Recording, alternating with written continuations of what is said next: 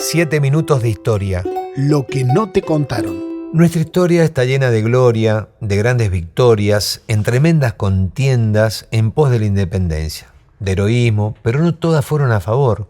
Hay puntualmente 2 batallas que fueron dolorosas derrotas y sin embargo se las recuerda siempre. Supongo que te referís a las de Vilcapugio y Ayohuma, ¿verdad? Exacto. Me pregunto, ¿por qué son tan importantes si las perdimos? ¿Por qué se las enseña en la escuela si fueron 2 pasos para atrás y trajeron como consecuencia la destitución de Belgrano como jefe del Ejército del Norte? Bueno, lo que se nos enseña en la escuela, nosotros permanentemente advertimos que se trata, en todo caso, de una visión parcial y de una interpretación de la historia, que sería la interpretación oficial. Y en este caso, un tanto arbitrariamente, se las recuerda porque supuestamente sirvieron para templar el espíritu, para demostrar una enorme resistencia ante la adversidad.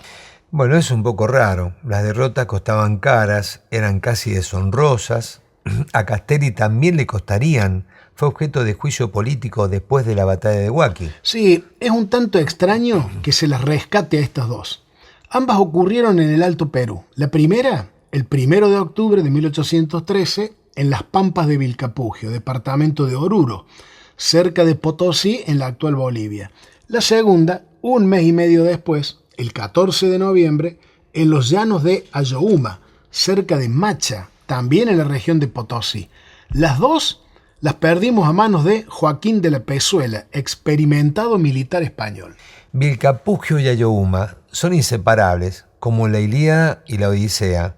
No se habla de una sin hablar de la otra. O como Gatti Chávez, o como Gardel y Lepera, que hasta murieron juntos en el mismo accidente. Como Abbott y Costello. O Romeo y Julieta. Bueno, sigamos antes de que los oyentes se nos vayan por estos chistes. Sí, por favor. Bueno, vamos brevemente con la primera, la de Vilcapugio. Veníamos con la moral en alza, luego de las victorias de Salta y de Tucumán, siendo el próximo destino el Alto Perú, aunque ya habíamos recibido un cachetazo en la batalla de Huaki. Hacia allí fue Belgrano con su ejército, con unos 3.600 hombres y 14 cañones. De la Pezuela lo esperaba con unos 4.000 soldados, es decir que el enfrentamiento pintaba bastante parejo. Comienza temprano, apenas pasada las 6 de la mañana, y si bien hasta el mediodía la balanza parecía ir inclinándose a favor de los patriotas, sin estar muy claro por qué, a la tarde el Clarín llamó a retiro, lográndose reagrupar apenas unos 300 hombres. Sí, es famosa la imagen de Belgrano parado en un morro, desde donde divisaba las acciones, sin poder comprender cómo se había escapado la victoria. Reagrupa a los que puede, se calcula que unos 1.000 hombres más, y esa noche emprenden la retirada, en una caravana triste y desolada. Al final de la fila iba su comandante, Manuel Belgrano. El saldo de muertos había sido de unos 300, el resto se habían desbandado. Fíjate que la confusión de Belgrano queda expresada en el informe que eleva, porque empieza hablando de haber sufrido un contraste, pero luego habla de la derrota del ejército enemigo y de que tenía tomados varios prisioneros. Lo cierto es que luego se sabría, fue una amarga derrota. Es que también hay que decir que muchos de los soldados de Belgrano carecían de experiencia. Unos 2.000 eran indios, poco disciplinados. La artillería era deficiente, faltaban animales para la caballería, etc. Además de la Pezuela, era un pillo muy experimentado. Es quien hace la primera movida aquella mañana, atacando por sorpresa.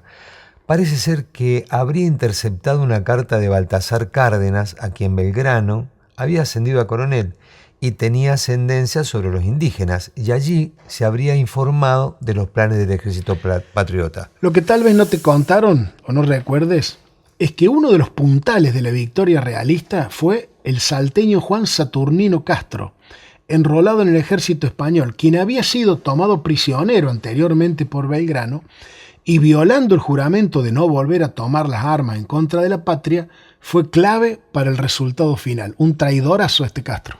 Y lo otro que no está claro es quién tocó el clarín de retirada. Se cree que fue el mayor Echeverría.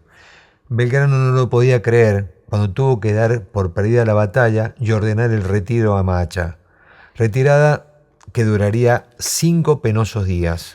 Un recuento posterior, ya instalados en Macha, dio cuenta de la disponibilidad de 1.883 hombres, así consta en el informe. Con ellos, más los que se pudiera incorporar de emergencia, se debía ir por más.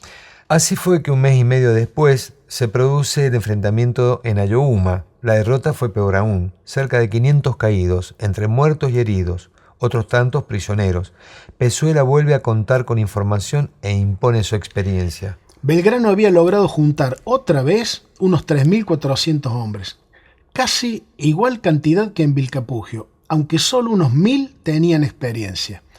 Otra vez la victoria aparecía como posible, pero Belgrano habría tenido una incorrecta lectura de la situación, esperaba un choque frontal, pero Pezuela fue cauto, planeó muy bien el ataque, descendiendo por la montaña al amanecer, y aunque la Madrid había propuesto atacarlos para no darles tiempo, Belgrano se habría negado bajo el argumento de esperar que bajaran todos, así no se nos escapa ninguno, tales sus palabras.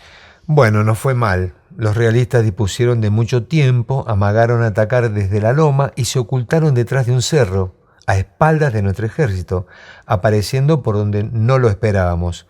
Esto generó confusión en las filas patriotas y otra vez al atardecer el Clarín ordenando la retirada. Los cerca de 500 reagrupados retroceden a Potosí y de allí a Salta y Tucumán. Belgrano fue muy criticado por estas dos derrotas, a pesar de que él mismo, semanas antes, había expresado su opinión contraria a tales travesías, reconociendo su falta de conocimiento en las guerras y la experiencia y formación militar de su rival. Y claro, el tipo era abogado. Escribía en su informe: he sido completamente batido en las pampas de Ayohuma, cuando más creía conseguir la victoria. ¿Y sabe quién se destacó en esta batalla? María Remedios del Valle, nada menos, quien fuera tomada prisionera y luego lograría huir. Sí, ella y las llamadas niñas de Ayohuma. Deberíamos ocuparnos de ella en algún momento, ¿eh? Claro, y también en esta batalla intervino Juana Zurduy y su marido Manuel Padilla. ¿Cuántos detalles y personajes van apareciendo, no? Te tiro un último dato. En el Museo Histórico Provincial Juan Galo Lavalle, en Salvador de Jujuy, se conserva actualmente una bandera celeste y blanca rescatada de ese combate.